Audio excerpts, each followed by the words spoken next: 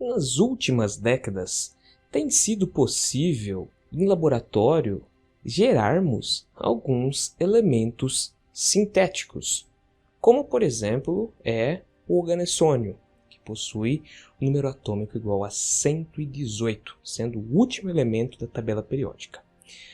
Contudo, esses elementos que são sintéticos, eles não aparecem de forma natural. Acredita-se que, talvez, num período muito primitivo do universo, onde estavam sendo formadas as primeiras galáxias, talvez esses elementos químicos podem ter existido de forma natural.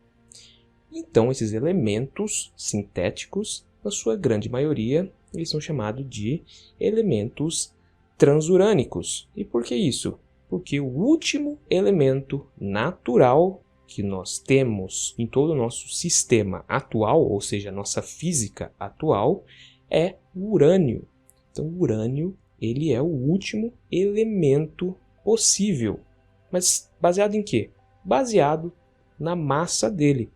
Ou seja, não existe nenhum outro elemento químico natural que possua massa superior à do urânio, podendo variar de 234, 235 e 238. Esses são isótopos do urânio.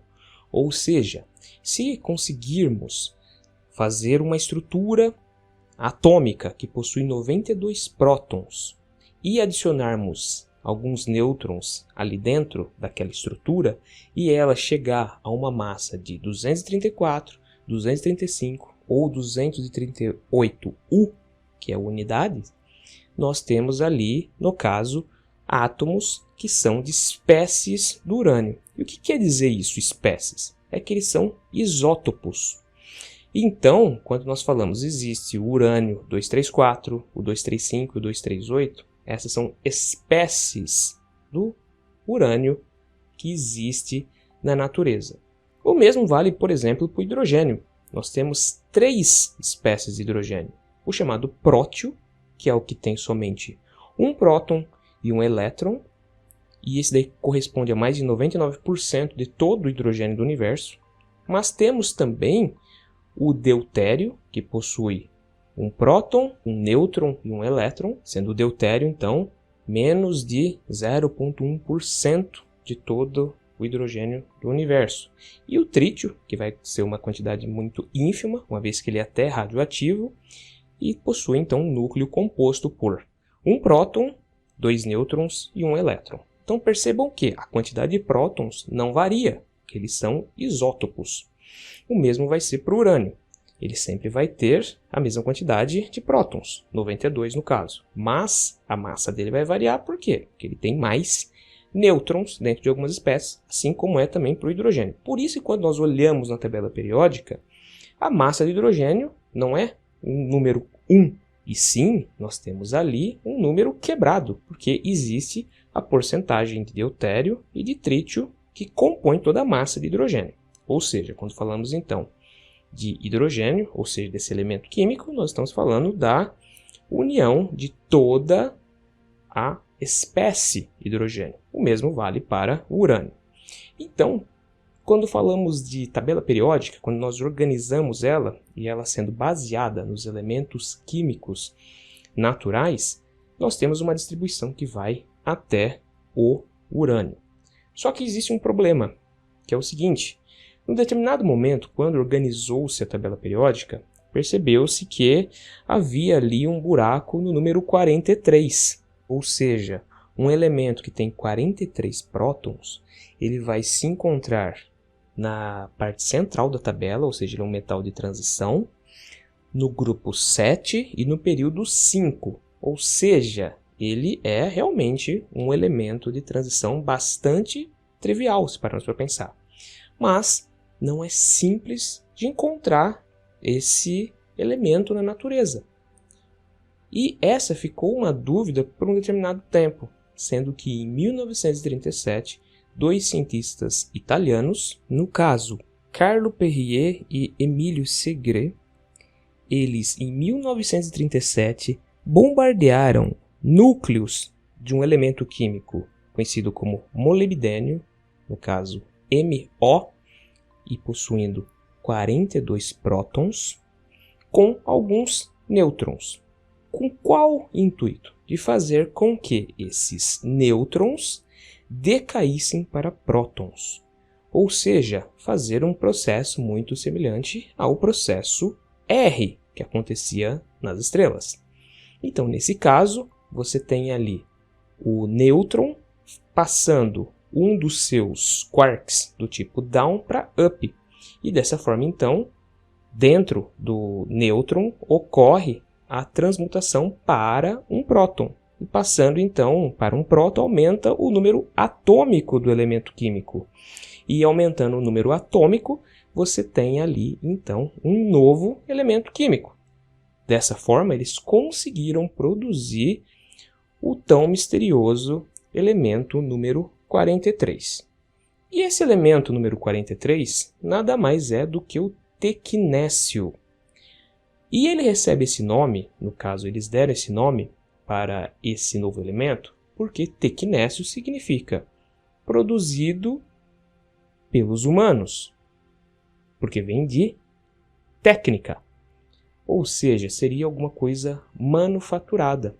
E esse foi o primeiro elemento sintético que o ser humano conseguiu produzir. Só que a coisa mais interessante é que esse elemento sintético, ele não é um elemento transurânico, ou seja, ele existe antes do urânio na tabela periódica, porque ele possui menos prótons. Basicamente, ele possui metade dos prótons do urânio e, consequentemente, ele também é mais leve. O interessante do tecnécio é que ele possui, no caso, dois isótopos, o Tc98 e o Tc99. Qual que é o grande problema desses isótopos? Como eu disse, as duas quantidades específicas desses isótopos vão levar à determinação da massa específica do elemento se ele existisse na natureza, como acontece com o hidrogênio e como acontece também com o urânio. O problema é que esses isótopos, eles praticamente se desmancham conforme são criados. Eles são extremamente difíceis de serem mantidos, sendo que muito pouco desses isótopos conseguem ser salvos para a utilização, principalmente na medicina nuclear, uma vez que esses isótopos eles são radioativos. Então, a grande questão é a seguinte: esse elemento químico sintético não existe naturalmente pelo simples fato de que os isótopos dele são instáveis. E, obviamente, para os elementos transurânicos, que são sintéticos também, eles também não possuem isótopos estáveis, ou seja, eles se desmancham, eles degradam rapidamente e, na maioria das vezes, são também radioativos. Dessa forma, esses elementos provavelmente, se existiram, foi há bilhões de anos atrás, no início das galáxias. Mas a grande questão é que, mesmo fazendo análise de corpos celestes extremamente antigos, como alguns meteoros, ainda não é possível encontrar presenças como, por exemplo, a do tecnécio. Porque se ele existiu num período inicial e por ter uma massa tão pequena em comparação com outros elementos sintéticos, ele se degradou em quantidades muito grandes há bilhões de anos atrás e provavelmente passou a molibdênio. Então a gente não vai encontrar vestígios de tecnécio no universo. Seria muito interessante descobrir, por exemplo, a presença de tecnécio em estrelas ou até mesmo em alguns outros corpos celestes, porque isso indicaria atividade nuclear recente, sendo que essas atividades nucleares estelares, que provavelmente tenham até gerado tecnécio em algum momento, devido às condições extremas do universo no início das galáxias, ele tenha existido, é claro, mas ele não durou muito tempo. Então, se houvesse a possibilidade de encontrar tecnécio dentro de um meteoro, ou se fosse possível analisar a luz das estrelas através de um processo de espectroscopia, e ali encontrasse emissão de luz específica ou absorção de luz específica do tecnécio, isso indicaria que existe atividade nuclear muito similar à do início do universo ocorrendo atualmente. E, nesse caso, então, o tecnécio ele acaba sendo um elemento químico extremamente raro, muito difícil de ser produzido, apesar de nós termos a tecnologia, não é um processo tão simples, porque existe a necessidade, por exemplo, da utilização de um síncrotron, como os cientistas italianos utilizaram naquela época. Há um gasto de energia grande e, no caso, ele tem que ser gerado para utilização muito específica, no caso, tratamento de doenças como, por exemplo, o câncer. Mas observem, a natureza ela não gasta energia à toa. Então, não faz sentido, por exemplo, o tecnécio existir na natureza se os isótopos dele não são estáveis.